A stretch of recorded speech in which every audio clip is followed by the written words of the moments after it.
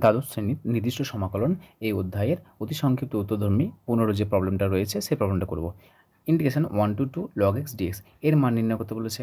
আমরা দেখো log x এর ইন্টিগ্রেশনের ফর্মুলা আংশিক সমাকলন পদ্ধতির সাহায্যে বা আংশিক সমাকলন যে অধ্যায় রয়েছে সেই অধ্যায়ে আমরা কী করেছিলাম, এই অধ্যায়ে আমরা ইন্টিগ্রেশন করেছিলাম যে log x dx এর মান কত হয়েছিল এবং এরকম ফর্মুলা মনে রাখতে বলেছিলাম x into log x minus 1 plus of c।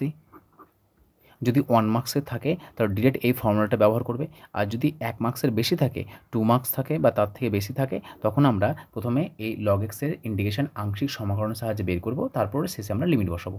তো প্রথমে আমরা কী হচ্ছে, আমরা এটা আংশিক সমাকলনের সাহায্য করব। তো এখন আমরা লিখে নিচ্ছি এখন ইন্টিগ্রেশন log x dx। দেখো নির্দিষ্ট সমাকলনের যে আমরা লিমিট দেওয়া আছে 1 to 2, আমরা যতগুলো ফাংশানের আমরা ইন্ডিকেট করব, কোনো ফাংশানেই কিন্তু আমাদের নতুন করে শেখার কিছু নেই। তোমরা যতগুলো চ্যাপ্টার আগে করেছো, অনির্দিষ্ট সমাকলন, পরিবর্তন পদ্ধতি, আংশিক সমাকলন, কয়েকটি বিশেষ আকারের, প্রত্যেকটা চ্যাপ্টারে কিন্তু সেই সমস্ত প্রবলেমগুলো ফিরে আসবে, শুধু শেষে আমাদের লিমিটগুলোকে বসাতে হবে। তাহলে দেখো log x এর ইন্টিগ্রেশন অলরেডি করে ফেলেছি, নতুন করে শেখার কিছু নেই। log x আমরা ইন্টিগ্রেশন কত পেয়েছিলাম, এটা পেয়েছিলাম। সো এটা আমরা কোন সাহায্যে করেছিলাম, আংশিক সমাকলনের পদ্ধতির সাহায্যে করেছিলাম। ফর্মুলা কী ছিল আমাদের, u v dx। ইউ ছিল আমাদের ফার্স্ট ফাংশন আর সেকেন্ড ফাংশন ছিল আমাদের ভি। সো ইন্টিগ্রেশন ইউ থাকবে বাইরে, ভি ডিএক্স হবে minus integration d d x of first function into integration v dx আবার তার ইন্টিগ্রেশন। এটা ছিল আমাদের ইন্টিগ্রেশনের ফর্মুলা। তাহলে এটা কথা হচ্ছে আমাদের log xটা ফার্স্ট ফাংশন হবে আর কিছু নেই, মানে 1কে নিয়ে নেব আমরা। 1 হচ্ছে আমাদের সেকেন্ড ফাংশন। তাহলে ফার্স্ট ফাংশন log x থাকছে, so log x into integration 1 dx minus integration d d x of log x into second ফাংশনে আমাদের ইন্টিগ্রেশন হবে, তারপরে আবার ইন্টিগ্রেশনে ডিএক্স আসবে। এবার এটাকে আমরা ইন্টিগ্রেট করবো। সো log x 1-এর integration into X minus log x এর ডেরিভেটিভ কত হয়, 1/x, 1-এর ইন্টিগ্রেশন এক্স ইন্টু ডিএক্স।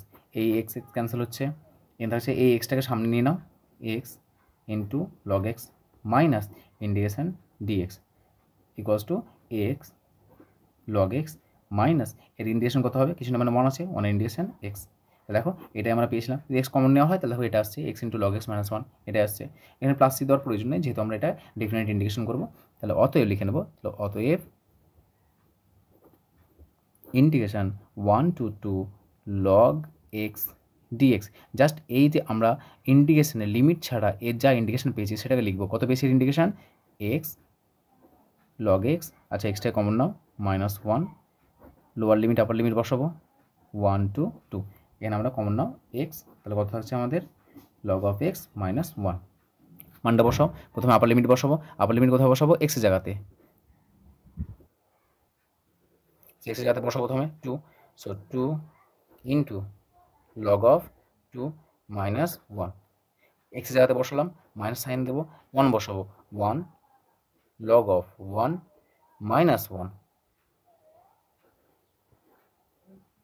দেখো ক্যালকুলেট করো এটা, সো 2 log 2 মাইনাস 2, এখানে কত আসছে আমাদের মাইনাস, দেখো এই 1 log 1 এর মান কত হয়, এটা মান হয় 0, তাহলে এটা হচ্ছে 0 আর মাইনাসে মাইনাসে প্লাস 1, সেটা ভ্যালু কত হচ্ছে 2 log 2, এটা মাইনাস 2 আর এখানে আছে plus 1, so minus 1, so 2 log 2 minus 1, এটা হচ্ছে আমাদের অ্যান্সার।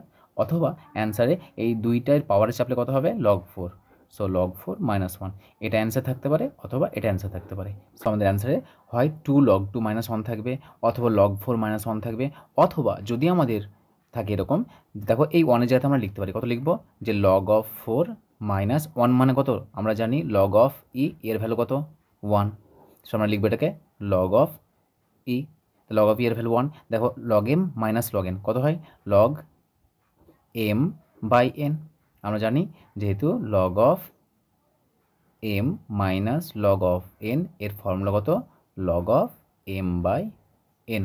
এবার বলবে যে আমরা কোনটাকে আমরা অ্যান্সার লিখবো, এটাকে লিখবো না এটা লিখবো না এটা লিখবো না এটাই লিখবো। যদি আমাদের প্রশ্নে প্রমাণ করতে বলে, কোনটা প্রমাণ করতে বলে, যদি আমাদের log 4/e প্রমাণ করতে বলে তাহলে তোমাকে এই পর্যন্ত আসতে হবে। যদি কিছু না বলে, শুধুমাত্র বলে এর মান নির্ণয় করো, তুমি যদি এখানে করে রাখো তাহলে এটাই আমাদের অ্যান্সার। সো প্রশ্নে যেমনভাবে ডিমান্ড থাকবে সেই অনুযায়ী আমরা তার মান নির্ণয় করব। ওকে।